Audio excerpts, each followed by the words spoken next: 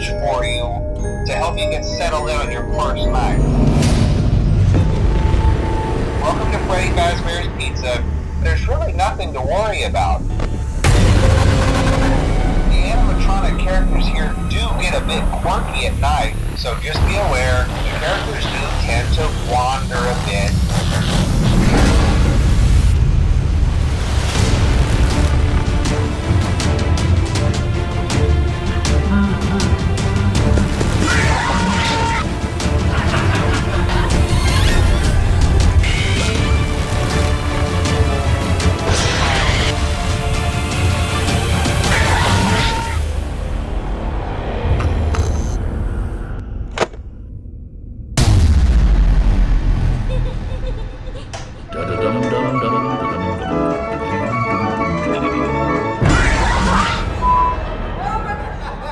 Think back to 2019. Five Nights at Freddy's Help Wanted completely shattered the community by revealing a bizarre truth. The original FNaF games weren't just games to us, they were games in universes. Fazbear Entertainment explicitly stated they're hiring a rogue indie developer to manufacture these stories to make light of the dark past and clear their corporation name. For years, a massive plot hole has been staring us right in the face. How did some random ordinary human developer know the exact classified mechanics for Remnant? How did he know about Henry Emily Secret's blueprints? Although for one of you, the darkest pit of hell has opened to swallow you whole, so don't keep the devil waiting, friend. And the precise layout of the long demolition buildings from the 1980s, or the intimate organization details of the Afton family tragedy. A regular developer shouldn't have access to government-level cover-ups and supernatural secrets. Today, we're uncovering the truth. Fazbear Entertainment didn't just hire a human to code these games. They fed decades of haunted corporations' data into an automated system. A system designed to observe, learn, and recreate. What if the original FNaF games weren't made by a human at all? What if we've been playing a simulation created by the Mimic? To understand how this is possible, we have to look at how Fazbear Entertainment actually operates. They are a multi-million-dollar corporation driven by one thing: cutting corners and saving money. Hiring a human developer to create 6 massive interconnected video games detailing their real-world crimes is an absolute creation nightmare. Humans talk, humans leak information, humans get plagued by coincidence. If Fazbear Entertainment wanted to spin their tragedy history into a joke, they need total control over the narrative done at a minimal cost. We already know from Help Wanted lore that Fazbear modern tech teams didn't write code from scratch. They mass-produced digital assets by scanning vintage animatronic circuit boards. They let automated programs do the heavy lifting.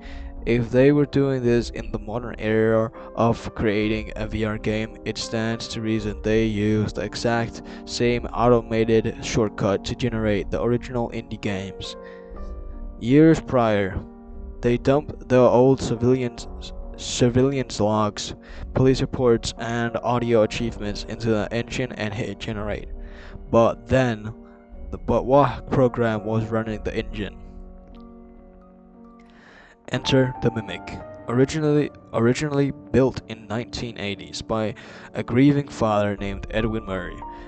The Mimic AI line had one fundamental object: observe human behavior, copy it, and recreate it. When Fazbear Entertainment acquired this technology, they didn't just use it for the physical animatronics, they used Mimic program of two sorts through massive amounts of old data, clean up accidents, locations, and catalog comparate history. Think about what happens when you feed 30 years of murder, supernatural possessions, and corporation cover-ups into an advanced learning AI. the Mimic, doesn't just see data points, it sees a pattern to replicate. The original Five Nights at Freddy's games are designed entirely around security feeds, monitoring patterns, and surviving automated routines.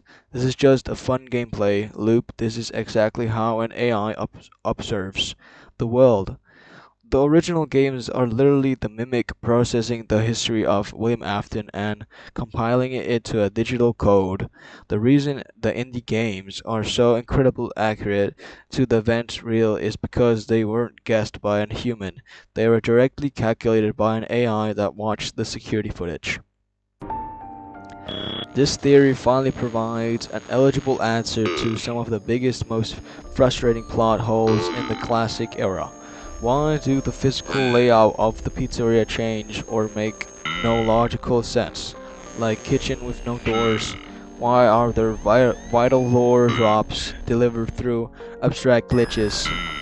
Editorial style death minigames. It's because an AI was trying to piece together fragments, corrupted data from the 18s and the 90s. The Atari minigames are literally history flashbacks. They are the Mimic system attempting to render incomplete audio logs and corrupted video files into a visual formal and it can understand. Furthermore, this complete redefines the origin of Glitchtrap. For a long time we believed that Glitchtrap appeared in the VR game simply because they scanned a random circuit board, but this feels too accidental. Under this theory, Glitchtrap isn't a freak accident, he is an inevitable result. Glitchtrap is the digital manifestation of the Mimic AI after it spent years observing, studying, compiling, and living inside the William Afton simulation.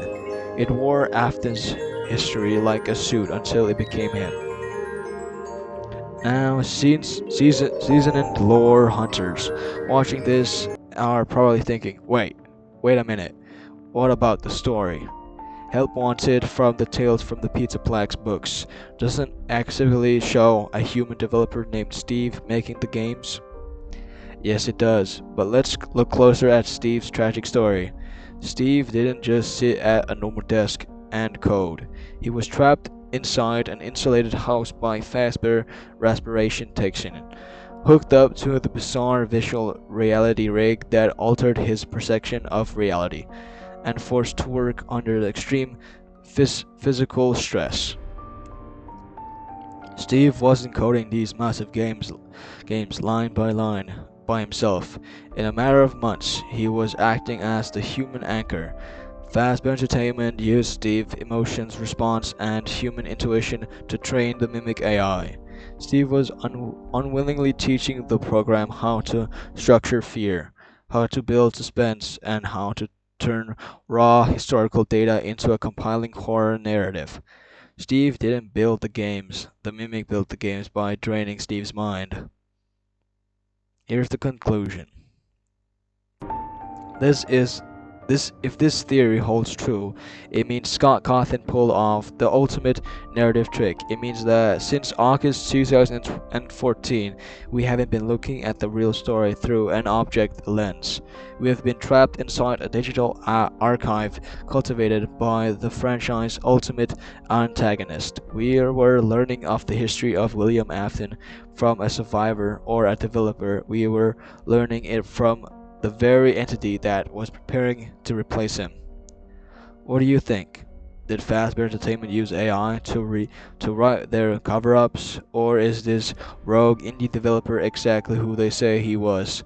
Let me know your thoughts in the comments below. Drop a like if this blew your mind, and don't forget to subscribe for more deep dives into the dark history of Five Nights at Freddy's. See ya!